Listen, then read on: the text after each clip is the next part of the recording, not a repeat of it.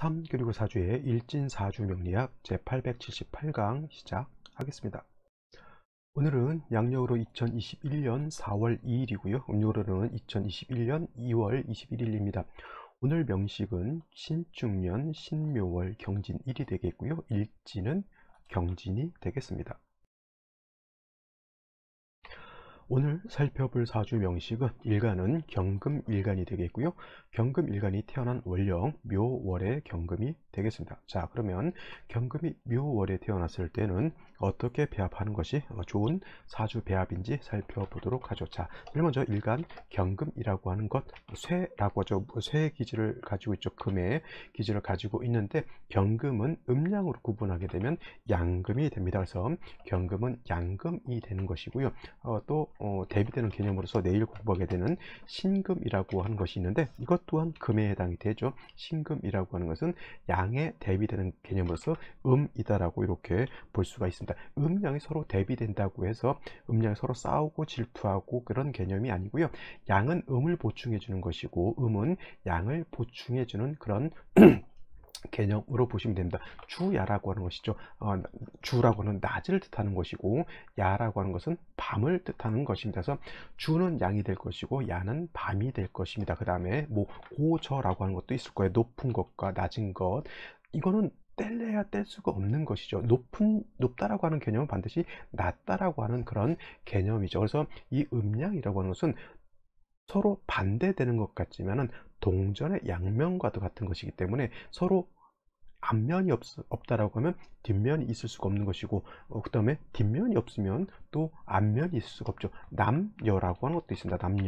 남여라고 하는 것은 남은 양에 해당이 되고 여는 음에 해당이 된다라고 볼 수 있는데 남자만 있고 여자가 없으면 인류는 멸망할 것이고요. 여자만 있고 남자가 없다라고 해도 이 또한 멸망하겠죠. 그죠? 남녀는 같이 있음으로 인해서 생식을 하게 되고 종족을 종족을 만들어내서 그 종족을 유지할 수 있죠. 이거는 뭐 사람뿐만 아니라 식물도 마찬가지고요. 동물도 마찬가지입니다. 그래서 음양의 개념이라고 하는 것은 서로 상대돼서 서로 시기 질투 멸시하는 것이 아니라 음양이라고 하는 개념은 양은 음을 필요로 하는 것이고 음은 또 양을 필요로 한다 이렇게 보실 수가 있죠.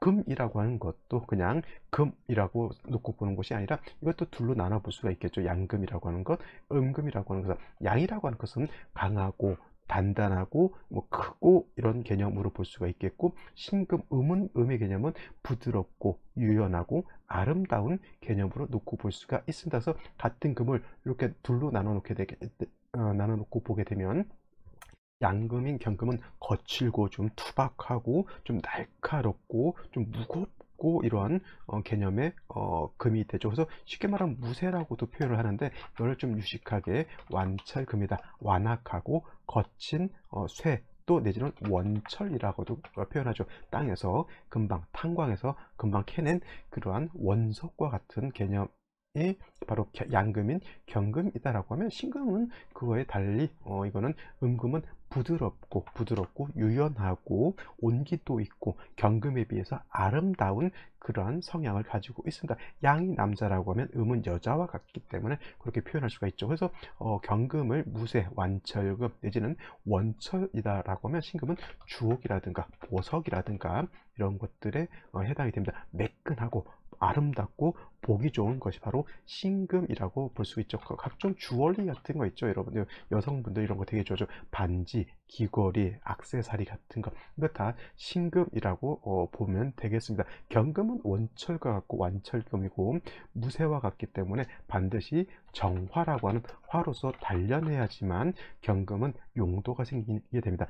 땅속에서 금방 광산에서 금방 캐는 예를 들어서 철이 있다라고 하면 그냥 그걸 쓸 수가 없습니다. 저기 제철소 같은 데 가가지고 일단 철 성분만 순수하게 뽑아내야죠. 그 뽑아낸 철 성분을 가지고 다시 대장간이라든가 제철소 아니면 뭐 이런 제강하는 데서 그 쇠를 가지고 여러 가지 모양으로 만들 수 있습니다. 탱크도 만들 수 있겠고 배도 만들 수 있겠고 뭐 또 집을 지을 때 골조로도 쓸 수가 있죠. 철골 구조 같은 것. 이렇게 경금은 그렇게 화로서 쇠를 단련하고 기물을 만들어야지만 용도가 생긴다라고 볼 수 있는데, 신금 같은 경우는 다시 화를 볼 필요가 없습니다. 신금은 여러분 이렇게 생각하시면 돼요.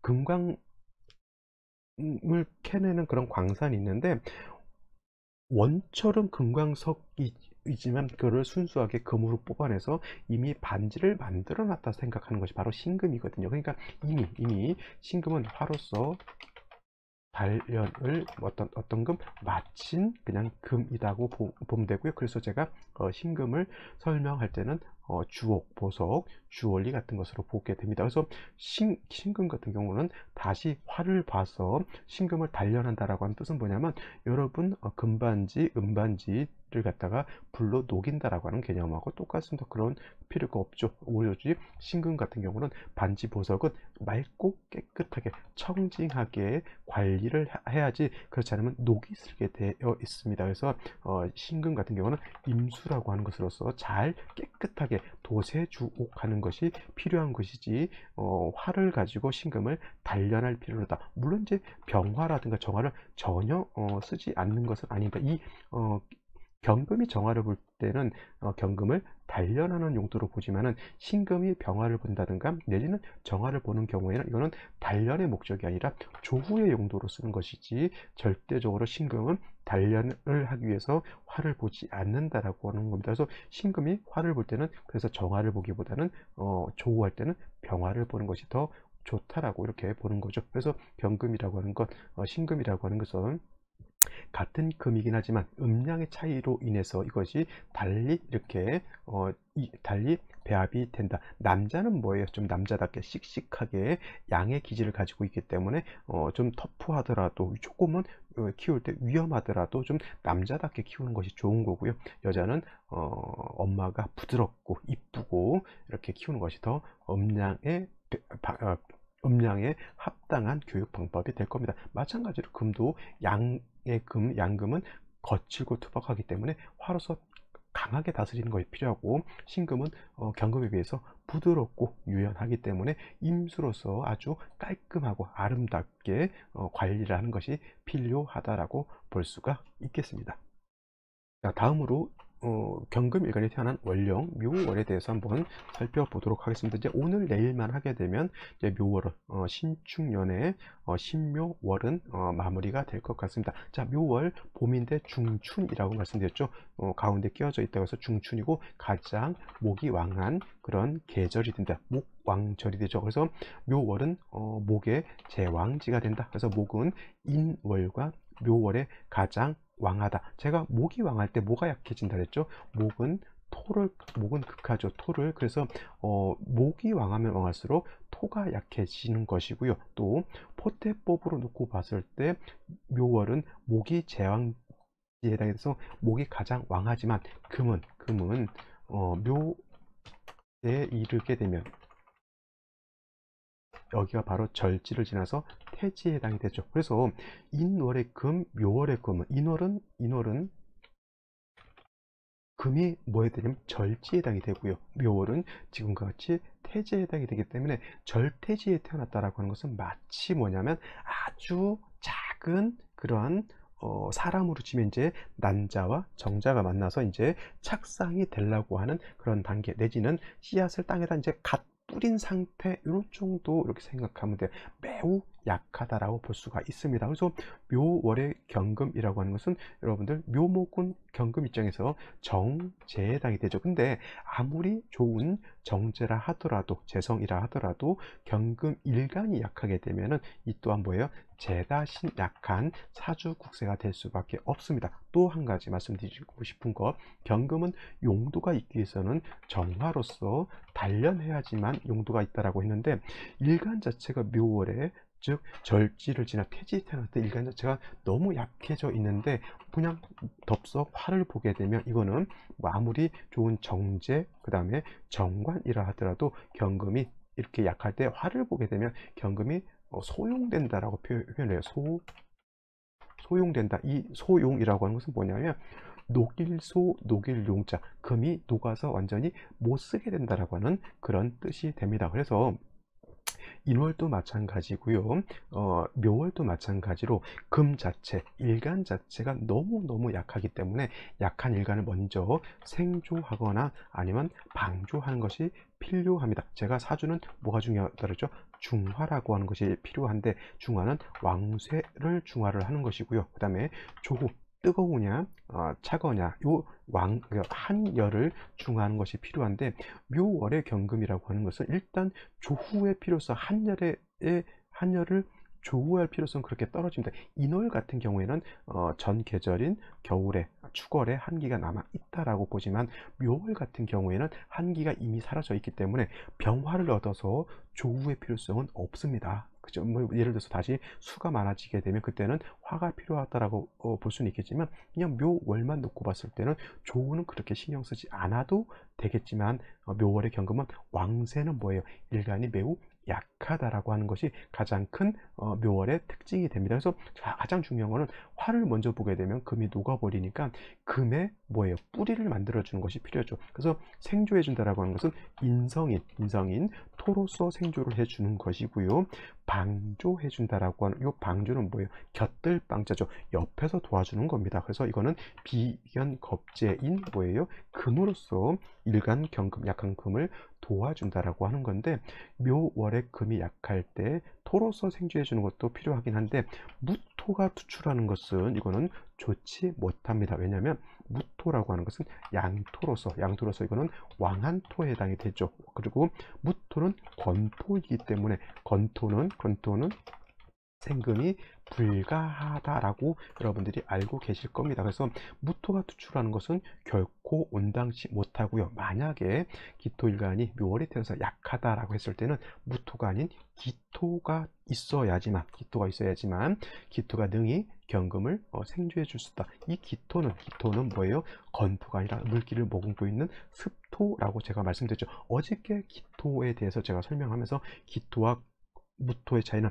무토는 건토지만 기토는 물기를 가지고 있는 습토이다라고 말씀드렸죠. 습토라야 금을 생조할 수 있다라고 볼 수 있는데, 역시나 목이 왕할 때는 토가 약해지기 때문에 토로서 경금을 생조해 주기보다는 경금, 신금도 마찬가지겠지만 지지로 예를 들어서 이런 신금이라든가 유금 정도가 있어서 뿌리가 되어주는 것이 더 좋습니다. 예를 들면 경신일주 이렇게 되게 되면은 묘월의 경금이라 하더라도 신금의 뿌리를 둔 경금은 약하지 않다라고 하는 거죠. 그죠? 그래서 신금이라든가 유금 같은 것이 있으면 좋은데, 유금이 여기 일시에는 들어올 수는 없겠고, 예를 들어서 이렇게 연지에 유금이 들어오게 되면 이거는 묘유충이 되기 때문에 이건 온당치 않습니다. 그래서 이렇게 신금 하나 정도 있는 것이 가장 좋은 배합이 아닌가 싶고요. 그 다음에 정화가 있어서 경금을 발현해 줄 수 있다라고 하면 신금도 약하지 않고요.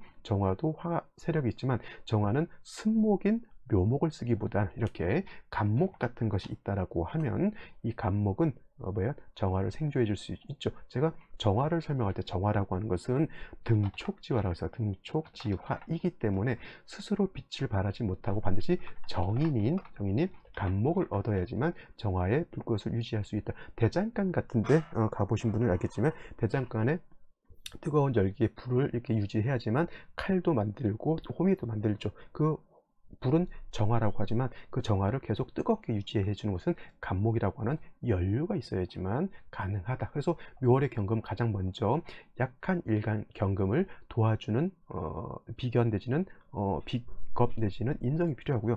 일간이 세력을 얻었을 때는 이렇게 평관인 병은 안 되고, 이렇게 정화의 간목이 생주해 주게 되면 사주 국세가 원활하게 짜여진 국세가 될 수 있다, 이렇게 보시면 되겠습니다. 자, 그럼 오늘의 명식을 다시 한번 살펴보도록 하겠습니다. 일간은 양금인 경금이 될 것이고요. 월령 자체는 목이 왕한 묘월 중춘이 되겠죠. 사주의 격국이라고 하는 것, 아까 언뜻 말씀드린 것 같지만, 일간은 양금이고 지는 음목재성이 되죠. 그래서 양대 음의 관계가 성립이 되니까 정인이 아니라 정제격이라고 볼 수 있지만 묘월은 목이 가장 왕하고 일간 자체가 약하기 때문에 이거는 재성이 왕하고 제다하고 제다 신약한 그러한 사주국세가 됩니다. 이건 뭐 신약 제왕으로 이렇게 봐도 상관은 없겠죠. 재성이라고 하는 것, 특히 정제라고 하는 것은 나의 바른 재물, 남자한테는 처가 될 수 있죠. 그래서 정제라고 하는 것은 굉장히 사길신 중에서도 재물의 근원이 되기 때문에 매우 좋게 이렇게 보지만 역시나 일간이 세력이 있어서 신제다 신약 신왕 신약 제왕이 아니라 뭐예요? 일간도 왕화 신왕 제왕이 돼야지만 재성이 나의 소유물이 될 수 있는 것입니다. 그래서 묘월의 경금은 반드시 약한 일간을 생조해 주는 것이 필요한데 인성이라고 하는 것, 비경겁제로이라고 하는 것이 있어서 일간을 도와주는 것이 필요한데 묘월의 경금 같은 거 신금도 마찬가지겠지만 인성보다는 비경겁제인 뭐가 금이 있어서 나를 도와주는 것이 좋다라고 말씀드렸고 일간이 어느 정도 세력을 얻은 상태에서는 정화 간목을 봐서 경금을 단련하게 되면 경금으로서의 용도가 생길 수 있다 이렇게 정리를 해드렸는데 연지를 보게 되면 신축 이렇게 되어 있습니다. 그래서 신금이 투출되어 있지만 양금인 경금은 은금인 신금에 이렇게 의지를 하지 않습니다. 다행스러운 건 이제 연지에 축토가 있죠. 무토가 투출된 건 아니고 지지에 이 축토라고 하는 것 습토가 되죠.